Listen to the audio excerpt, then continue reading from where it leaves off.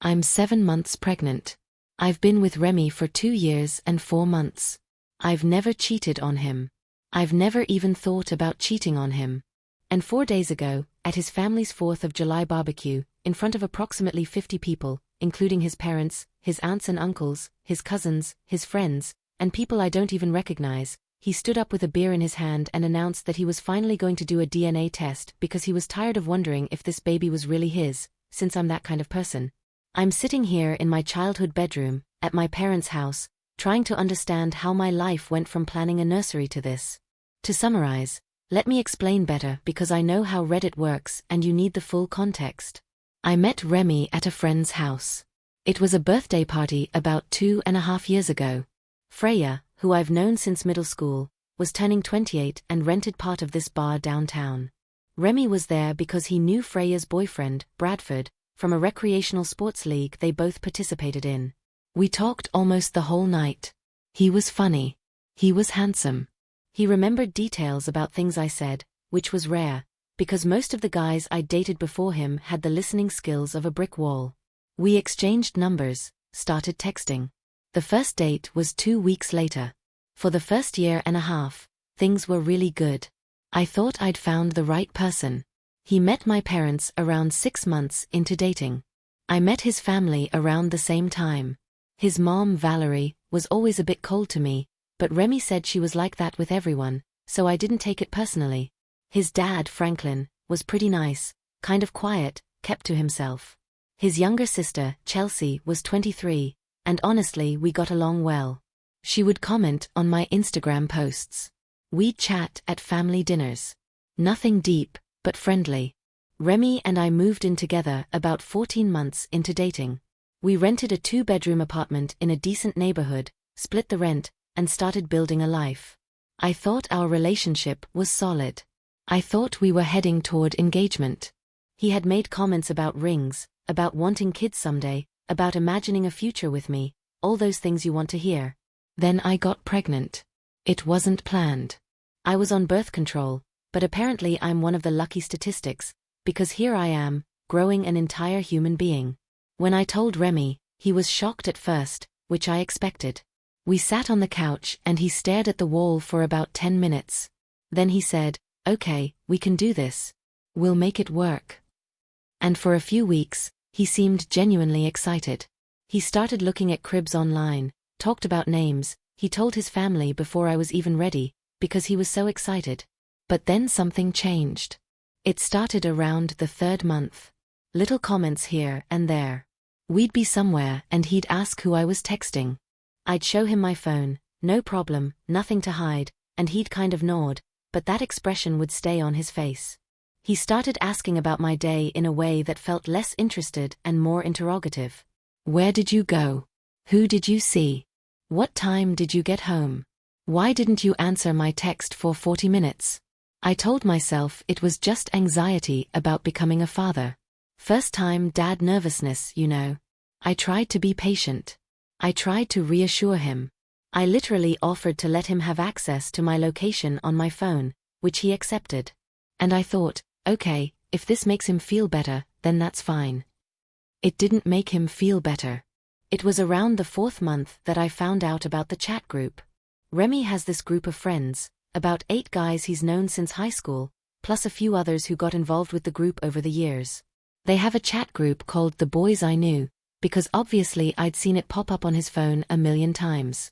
Sports stuff, weekend plans, stupid memes, whatever. One night, Remy fell asleep on the couch with his phone unlocked on his chest. I wasn't snooping. I literally just put the phone on the coffee table so it wouldn't fall and break. But when I picked up the device, a message came from his friend, Justin, that said, "Dude, any news about the situation?" And I don't know why, but something inside me just knew. I stood there for probably 2 full minutes trying to decide what to do. This is my child's father. This is the man I live with.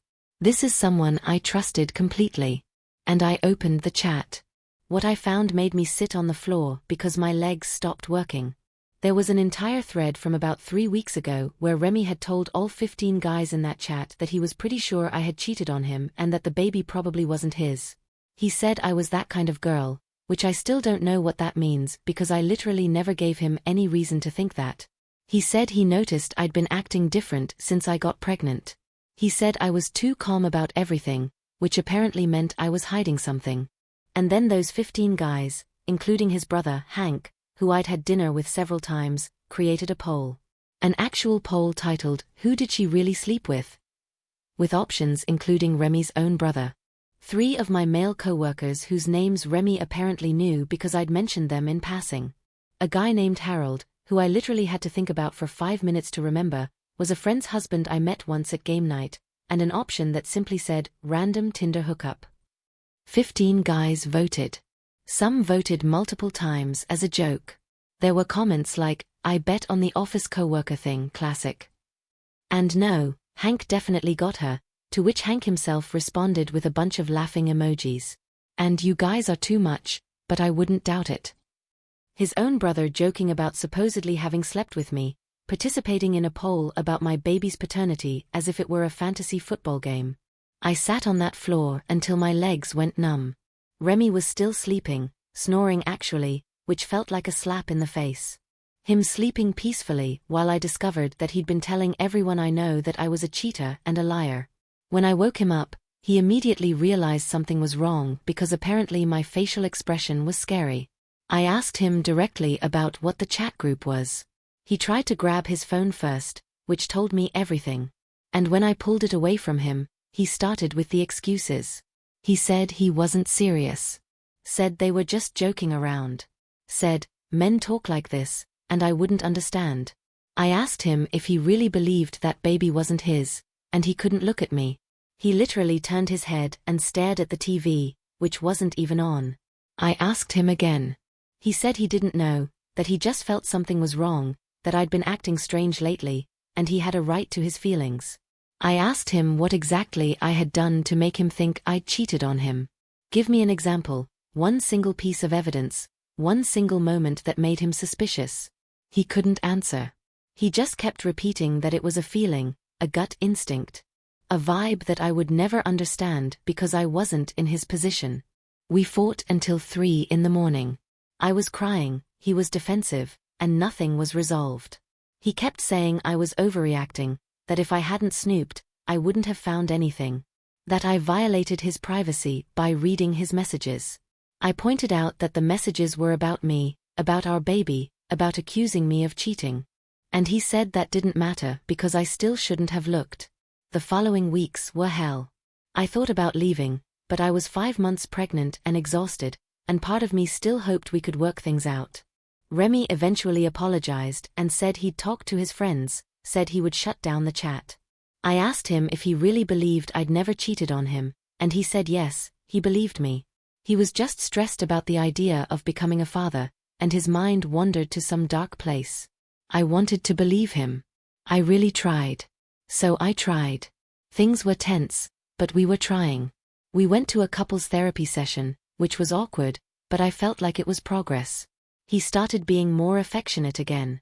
He showed up to an ultrasound appointment and held my hand, and I thought, okay, maybe everything will be fine. Then came the 4th of July. Remy's family throws a big barbecue every year at his parents' house.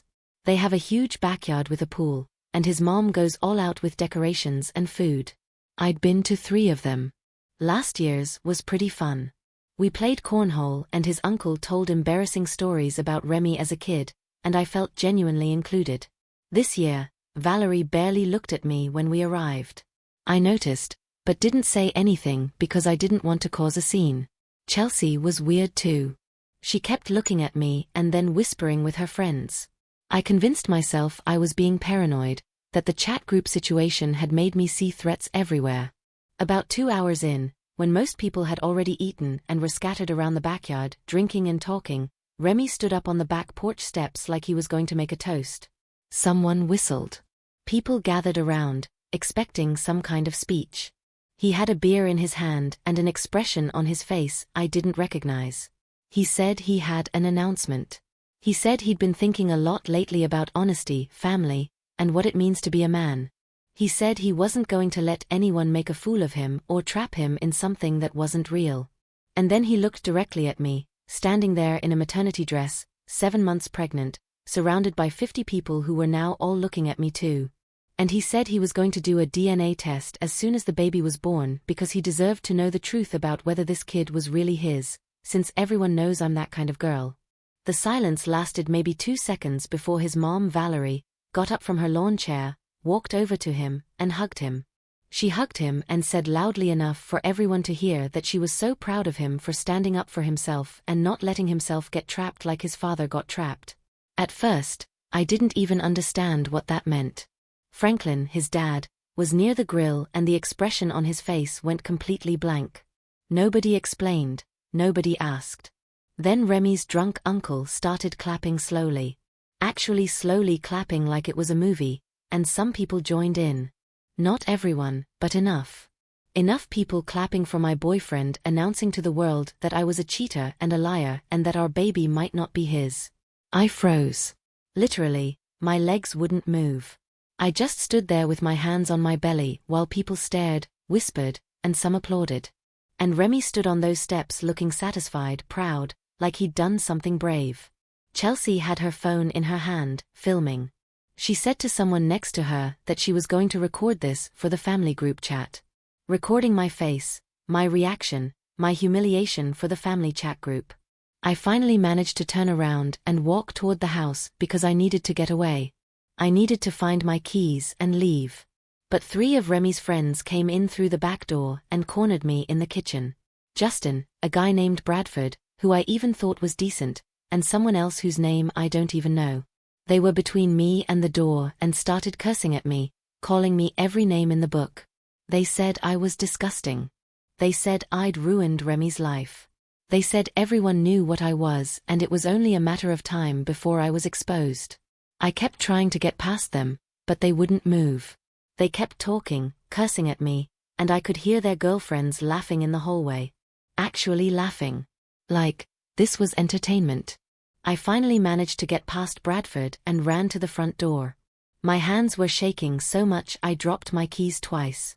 I got to my car and drove to my parents' house, which is about 20 minutes away, and I really don't remember the drive. I just remember arriving, my mom opening the door, and me throwing myself into her arms. 33 unread messages from Remy. The first ones were angry, saying I'd embarrassed him by leaving, saying I'd proved his point by running away. Then they got confused, asking why I wasn't responding, and then desperate. Please just respond. That wasn't our intention. I need to talk to you several times, interspersed with calls I kept sending to voicemail. His mom texted me twice.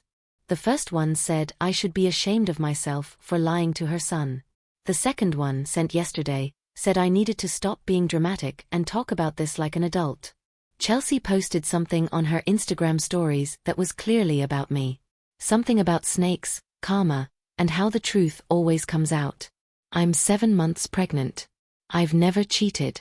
I literally offered this man all my passwords, all my locations, access to my entire life. And he still stood up in front of 50 people and called me a liar. His family applauded. His friends cornered me.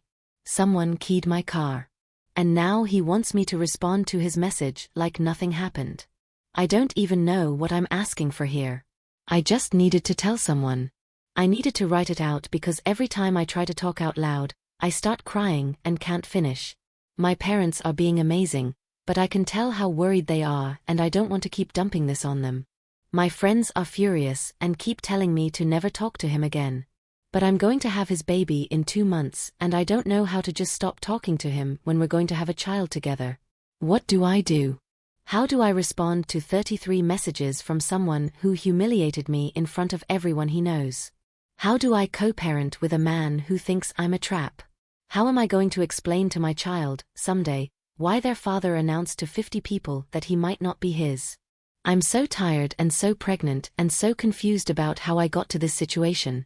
Update: a lot of people are asking if I know what Valerie meant about Franklin being trapped. I don't know.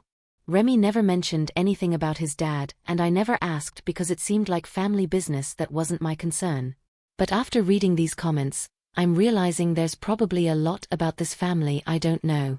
Also, someone asked about the co-workers whose names were in the poll. Yes, I work with men. Yes, I mentioned them to Remy in passing, like a normal person talks about their day. No, nothing ever happened with any of them.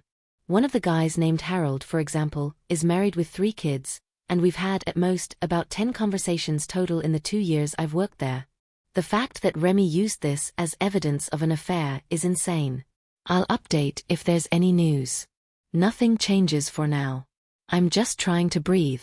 Update: it's been 5 days since my original post and I honestly don't even know where to start, because so much has happened and I've been trying to process all of this while also being 7.5 months pregnant, exhausted, emotional, and just fed up with everything. First of all, thank you to everyone who commented and sent me messages. I read every single one. Some of you made me cry happy tears. Some of you made me laugh when I needed it most.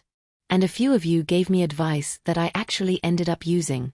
Special thanks to the person who said I needed to stop letting Remy control the narrative, because that comment hammered in my head for 3 days and honestly changed how I approached everything that came after. Okay, let me tell you what happened after I posted. I was lying in my childhood bedroom, staring at the ceiling, and I realized I had 2 options. I could keep hiding at my parents' house, ignoring Remy's messages and just let him make up whatever story he wanted for his family and friends, or I could confront him directly and force him to explain himself in person, not by text where he could craft his responses and manipulate the conversation, but face to face where I could see his expressions and confront him in real time. So I responded to his message, just one. I said I would meet with him to talk, but it had to be in a neutral place, and I was bringing my mom. He immediately started calling, like within 30 seconds of me sending the message, but I didn't answer. I just sent another message saying that if he didn't agree to those terms, we had nothing more to discuss.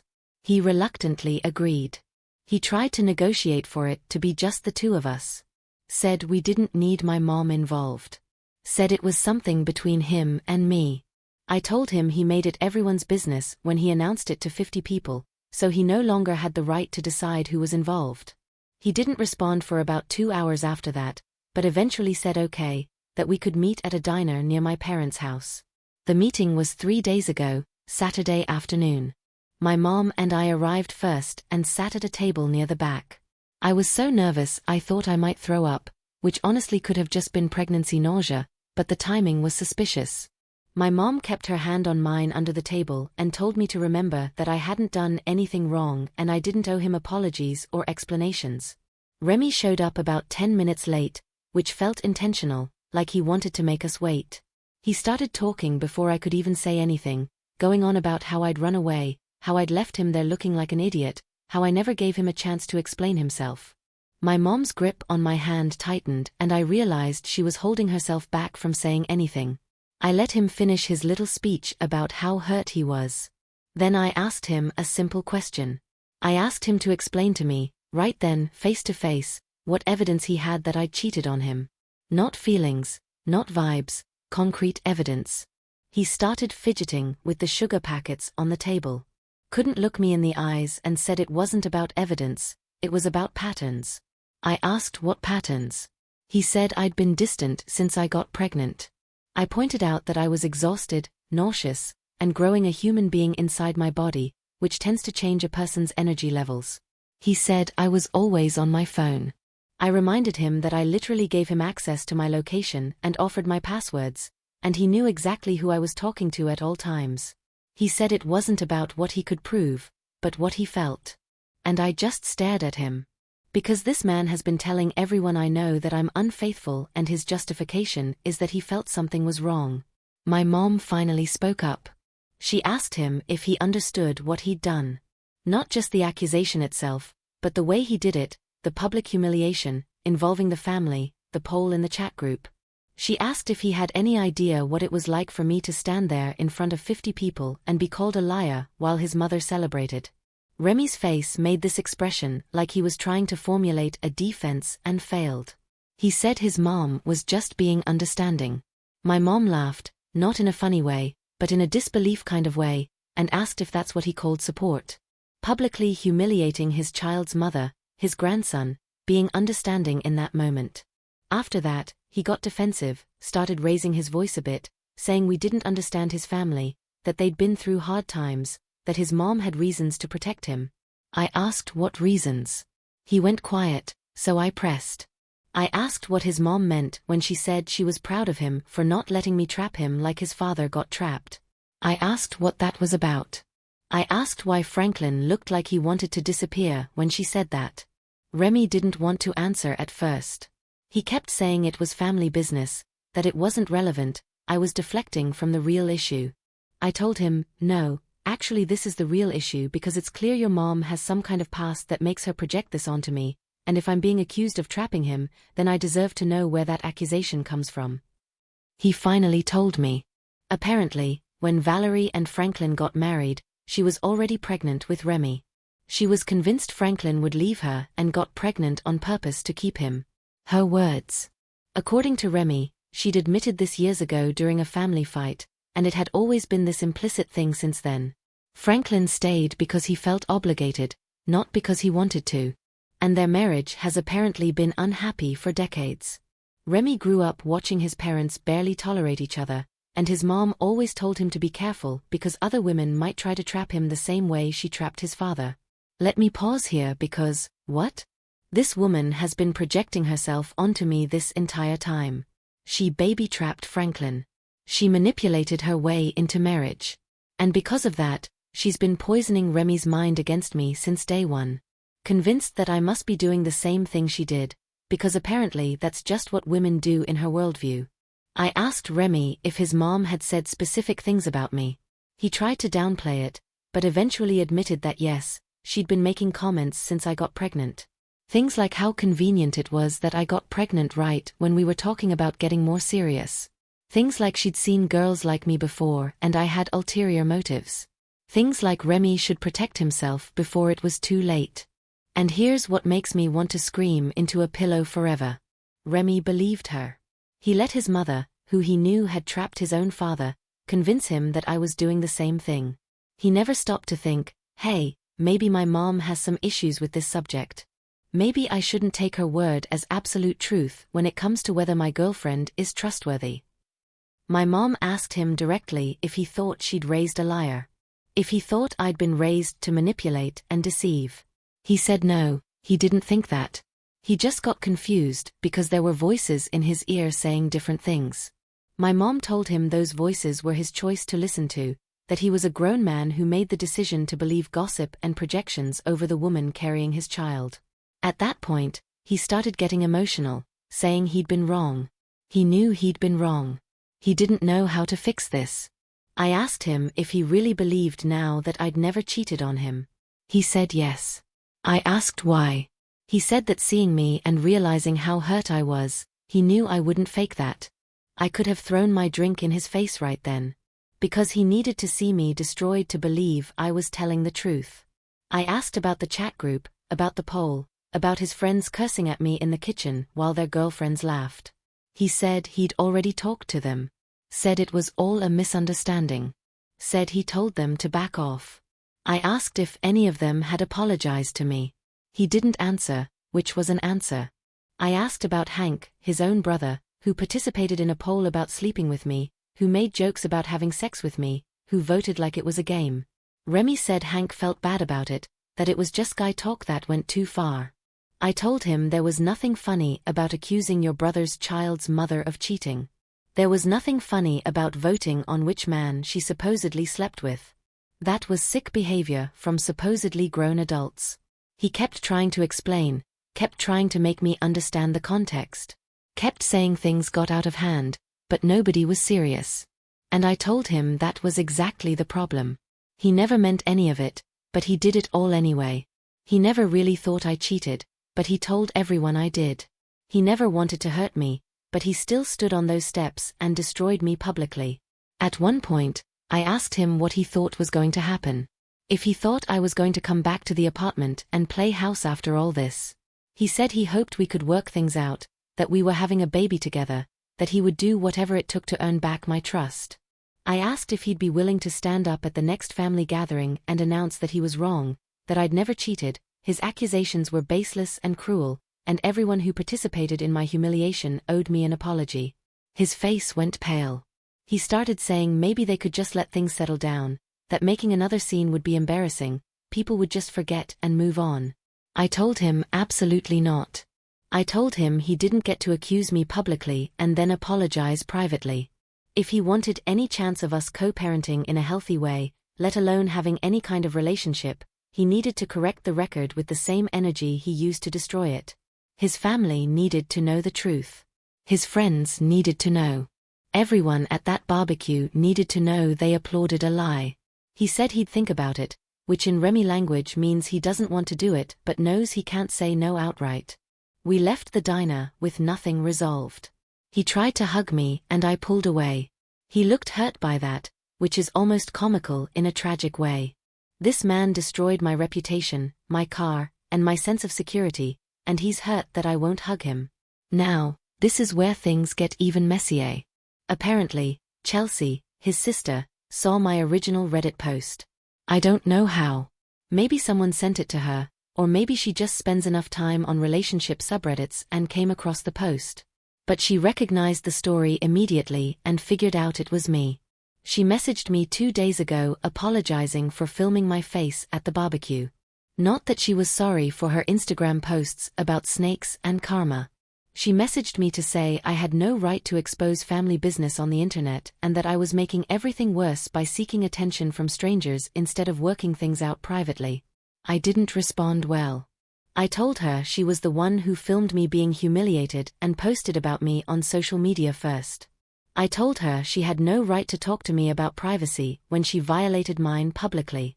I told her the only reason I posted on Reddit was because her family gave me no one else to turn to and I needed support from somewhere. She responded with an entire paragraph about how I was playing the victim. How I probably did cheat and was just really good at covering my tracks. Remy deserved better than someone who runs to the internet for sympathy. I screenshot everything and sent it to Remy, saying, "This is your sister. This is your family, and you want me to believe they'll ever accept me or my child." He called me immediately after that, but I let it go to voicemail. His message said he'd talked to Chelsea, that she was just being protective, the whole family was tense right now. Always an excuse, always a reason. Their behavior is justifiable, but mine isn't. Here's what I've decided, I'm going to do my own DNA test the moment this baby is born. Not because Remy wants one, but because I want proof I can use forever. I want a document that proves this child is his, so that when he tries to rewrite history later, when his family tries to claim I trapped him, lied to him or deceived him, I'll have undeniable evidence. And I'm going to make sure everyone sees those results. The same 50 people who watched him accuse me are going to watch me be vindicated. But I'm not doing this for him. I'm not doing this to win him back or save our relationship. I'm doing this for me and for my baby, so that one day, when my child is old enough to ask questions, I can show them exactly what happened and exactly what the truth is. Freya came over yesterday and we sat together for hours. She felt guilty because she was the one who introduced me to Remy, but I told her she had no way of knowing. Nobody could know his family was so toxic or that he would crumble under their pressure. I'm less than 2 months away from my due date. I should be setting up the nursery and packing my hospital bag and feeling excited to meet my baby. Instead, I'm strategizing about DNA tests, legal options, and how I need to protect myself from a family that's already decided I'm the villain. Remy keeps texting asking when we can talk again. He says he wants to be at the birth. He says he wants to be involved, but he still hasn't corrected anything publicly. He still hasn't made his family apologize. He still hasn't done absolutely anything to fix what he broke. I don't know what's going to happen now. I'm taking one day at a time, which is all I can do. I'll update you when I have more news.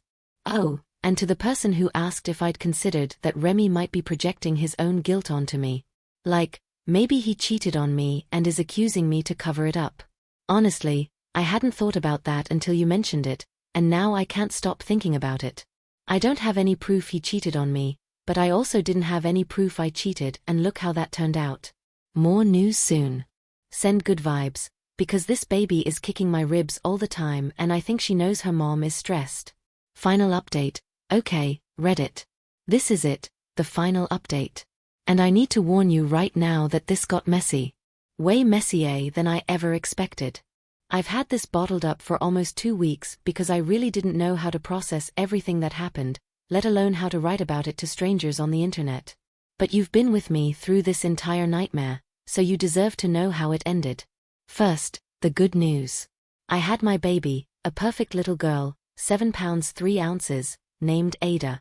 She's sleeping on my lap right now, making these little snoring sounds on my chest, and she's the only good thing that came out of this entire disaster. I love her so much it physically hurts. Now, let me tell you about the real circus that preceded her arrival. After my last update, Remy kept texting every day. How was I feeling? Did I need anything? Could he come to the next appointment? All this attentive boyfriend behavior that would have meant something if he'd bothered to do literally anything I'd asked. He still hadn't corrected anything publicly. Still hadn't made his family apologize. Still thought he could nice guy his way back into my trust without putting in any effort. About 10 days after the diner meeting, he texted saying his mom wanted to meet with me, just the two of us, to clear things up before the baby arrived. I laughed so hard I almost peed myself, which when you're 8 months pregnant is a real risk. This woman who hugged him while he accused me of cheating, who made that comment about not letting me trap him, who spent months poisoning his mind against me, and now she wanted to clear things up like we were having a small disagreement about wedding seating arrangements. I told Remy absolutely not. He insisted, said I was being difficult, said his mom was trying to make peace and I should be grateful. Grateful for the opportunity to sit across from the woman who orchestrated my public humiliation. I told him I would only meet with Valerie if he was there, my mom was there, and it was somewhere in public where she couldn't pull any more stunts.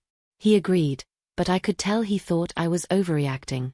The meeting happened at a restaurant near my parents' house, about a week before my due date. Valerie showed up looking like she was going to Sunday church. Delicate floral blouse, full makeup, pearls. My mom looked at her and I saw her jaw tighten. She'd been waiting for this. The first few minutes were painfully awkward.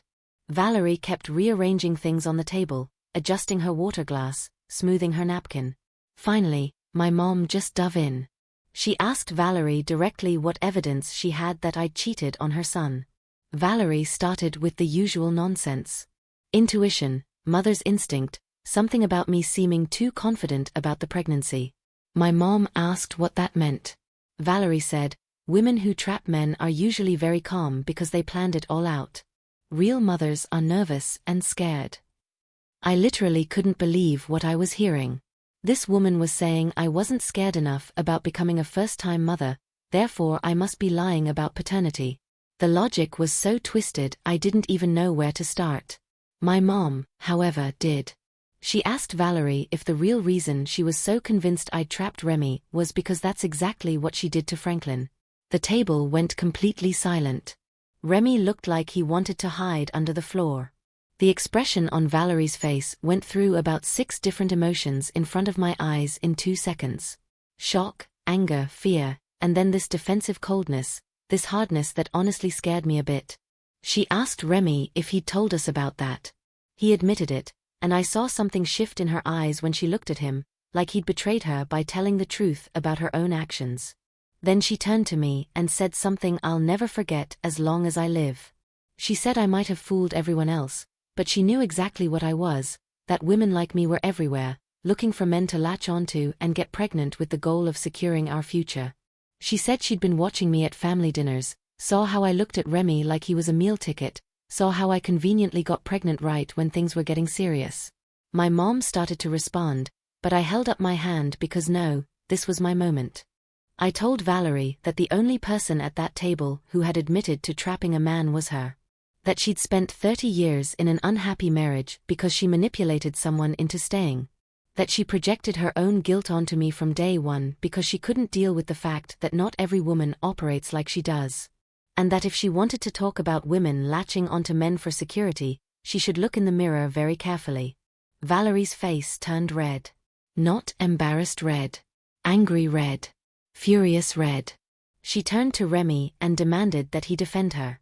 Demanded that he tell me I couldn't talk to his mother like that. Demanded that he choose right there which side he was on. And Remy, maybe for the first time in his life, didn't immediately fold. He told his mom she'd crossed the line, that she'd fed his suspicions when she should have helped him think clearly, that he'd humiliated his child's mother in front of everyone he knew because he listened to her instead of trusting me. Valerie looked at him like he'd physically assaulted her. She stood up from the table and told him that when it all fell apart, when I took his money and the child and disappeared, he shouldn't come crying to her, because she'd warned him. Then she grabbed her purse and walked out of the restaurant without looking back. Remy sat there for a long moment, staring at the door his mother had gone through. Then he said he was sorry again, like that word still meant anything. I told him an apology wasn't going to fix it. That his mom had just made it very clear she would never accept me or my child. That the family he kept promising would come around had active hostility toward us. And he needed to figure out what that meant for his future, because I wasn't going to spend the rest of my life fighting for basic respect from people who'd already decided I was the enemy. He had no answer for that. We left the restaurant and I didn't hear from him for 2 days. Then I went into labor. It was a Wednesday around 4 in the morning.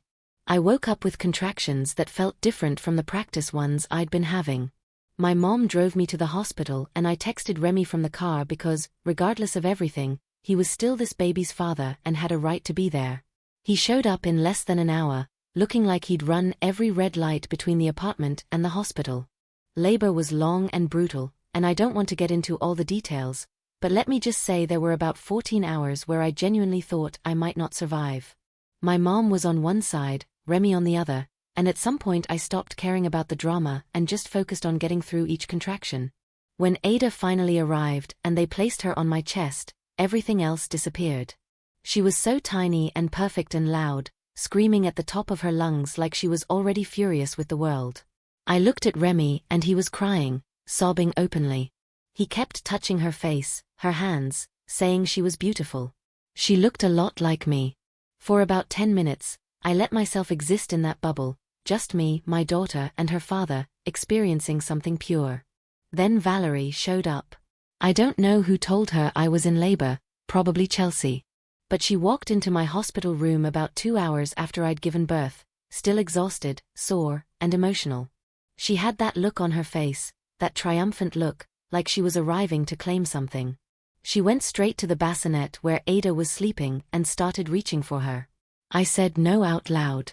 The nurse who was in the room checking my vitals actually positioned herself between Valerie and the baby because of how quickly I sat up. Valerie acted offended and said she had every right to meet her granddaughter. I told her she'd lost that right when she encouraged him to publicly accuse me of cheating. When she hugged him for humiliating me. When she walked out of a restaurant after calling me a gold digger. She turned to Remy, expecting him to interrupt me and tell me I was being ridiculous for not letting her hold the baby. And Remy, who I honestly didn't expect to show spine at that moment, told his mom she needed to leave. I've never seen Valerie so shocked in my entire life. Her own son, in front of a nurse, me, and my mom, who had come back with coffee, told her to leave. She asked if he was serious. He said yes. He said I'd just given birth and I could decide who was in the room, and if I didn't want her there, she needed to go. She left, but not before looking at me and saying this wasn't over. I might have fooled her son, but I hadn't fooled her. She would make sure everyone knew what kind of person I really was. The next few days in the hospital were tense.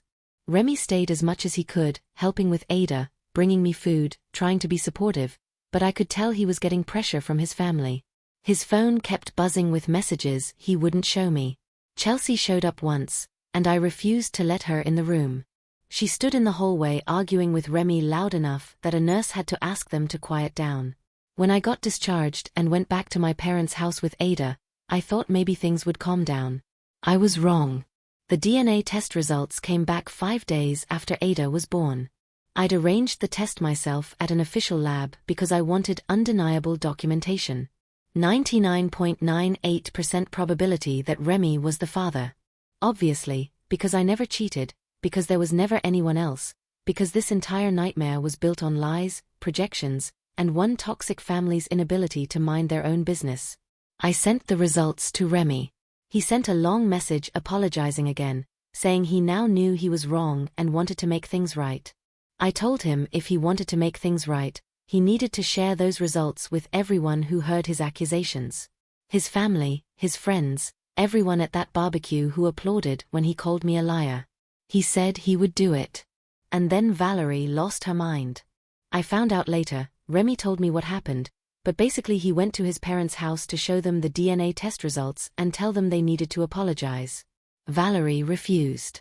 Said DNA tests could be faked. Said I probably knew someone who worked at a lab.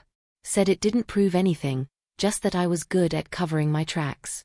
Franklin, who'd remained silent through most of this according to Remy, finally lost it. He told Valerie she was insane, that she'd spent 30 years making everyone around her miserable because of her own guilt, and he wasn't going to let her do the same thing to their son. She needed to accept she was wrong and apologize, or she was going to lose Remy and her grandchild. Apparently, Valerie screamed at Franklin that he was only defending me because he wished he'd never married her. That he'd spent their entire marriage looking for a way out, and now he was using me as an excuse. She said she'd given him everything, including Remy, and this was how he repaid her. Franklin told her that trapping him didn't give him everything. It took away his choice, and that watching her try to convince Remy I'd done the same thing made him realize he couldn't stay silent anymore. They had a huge fight. Chelsea sided with Valerie. Hank stayed neutral, and Remy left the house that night with his father telling him he was proud of him for standing up for his family, and his mother saying he was dead to her. Dead to her, her own son, because he believed DNA evidence instead of her paranoid conspiracy theories. Someone left a threatening note in my parents' mailbox 3 days ago. We have no proof it was someone from Remy's family, but the timing seems pretty obvious. My dad filed a police report and installed a camera on the porch. So how are things now? Remy and I are not together. I don't know if we ever will be again. He comes every day to visit Ada and he's really good with her. Patient, kind, completely in love with his daughter. When I see him holding her, I can see the person I fell in love with before everything went wrong. But I also can't forget what he did. Ada just woke up and is looking at me with these big eyes, like she's trying to figure out who I am. She doesn't know any of this. She doesn't know her grandmother thinks she might not be legitimate. She doesn't know her father accused her mother of cheating in front of 50 people. She doesn't know anything about the chat group, the keyed cars, or the screaming fights. All she knows is someone's holding her, that she's warm, fed, and safe. I'm going to make sure it stays that way. Whatever happens with Remy, whatever happens with his toxic family, my daughter is going to grow up knowing she was wanted, loved, and believed in. She'll never wonder if her mother stood up for her, because I have proof. Reddit posts and DNA results that prove exactly what happened. Thank you to everyone who's followed along from the beginning. You all kept me sane during the worst months of my life.